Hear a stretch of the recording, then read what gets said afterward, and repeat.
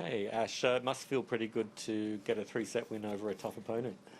Yeah, it's always nice to test the legs a little bit and get into those tougher matches. Obviously, there were ebbs and flows in momentum, but happy to be able to come away with it in third and change things a little bit to come back my way. 6-love first set. Did you think that maybe was tighter than the scoreline indicated, and then it really got tight, didn't it? Yeah, absolutely. I think a lot of those games in the first set were juice games, game points either way. So it certainly didn't feel like a 6-love set by any means. And I think you know what you're going to get, and you know that you're going to have to produce your best tennis over a long period of time. So I think that was the challenge today, was to make sure that I didn't just bundle up like a bag of spuds and lose what was happening. I just needed to stick fat and keep continuing doing the right things for us.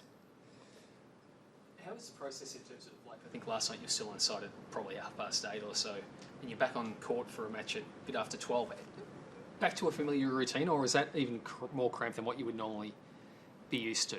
No, it was actually a bit strange coming off a night match last night. I'm typically an early riser, so I think getting to bed late was unusual, and still up just after 6 this morning, not having a lot of sleep. So the day matches have, obviously that's when I train throughout pre-season, so that's a bit more normal now. But we play a few nights as well. But I mean, we prepare in the same way, probably the last hour, 2 hours before the match, regardless of what time it is, and that kind of is the process that we've learned over time. Kind of clicks my body and mind into check to get out there and compete. Yeah, we saw a lot of the top players today get pushed. Do you think that was due to rust, or do you think that might foreshadow maybe a more unpredictable Australian Open?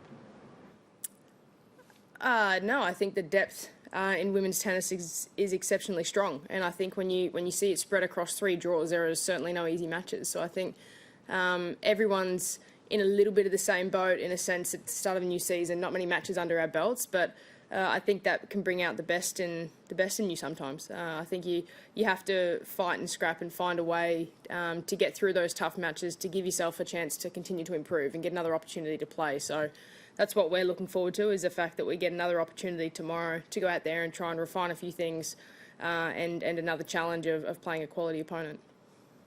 What are your thoughts going in against Shelby Rogers? I mean, she upset Petra Martic today.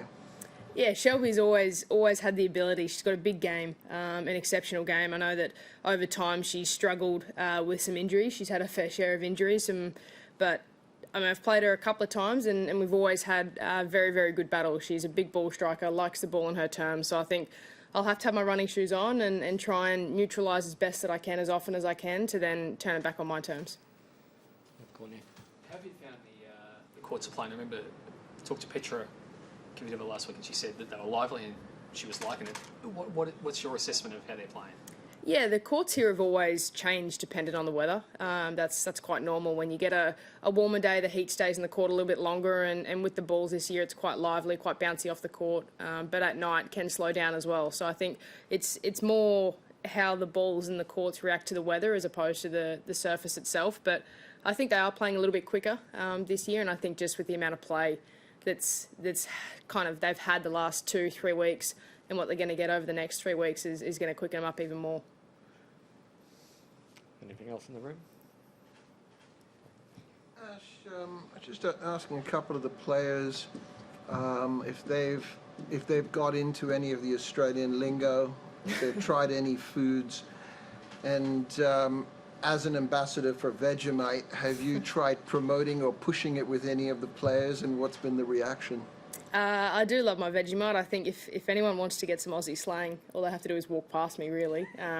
But no, I actually organised a jar of Bradymite for Jen, so she loved that. So she's a converted Vegemite fan, which is always good. Now I've just got to try and get her to try it with avocado as well on toast, and she'll be flying. The German guys were just in over here, and they've all tried Vegemite, and they've all taken to it, apparently. Smart boys. There you go. Lee? You had 22 Aussies competing today. Does it make you happy to see everyone doing so well and scoring some wins this week? Yeah, I think this week is lockloaded with opportunities for young Aussies and some that have been around the block as well. But it's awesome to see a lot of Aussies going out there testing themselves against the best in the world, having a few wins, and enjoying the Aussie summer. I think it's a massive part of the whole calendar for us. It's a massive part of the calendar for all the young Aussies to aspire to, wanting to be involved in the Australian summer. And I think with the AO just around the corner, everyone's pretty excited and getting ready to go. Yep. All good here? Yep. Thank you to our online journalists. If you have a question for Ash Barty, could you please raise your hand using the raise your hand function on your toolbar?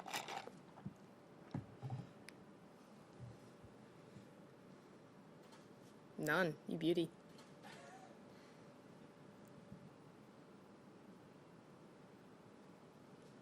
I'm about to leave.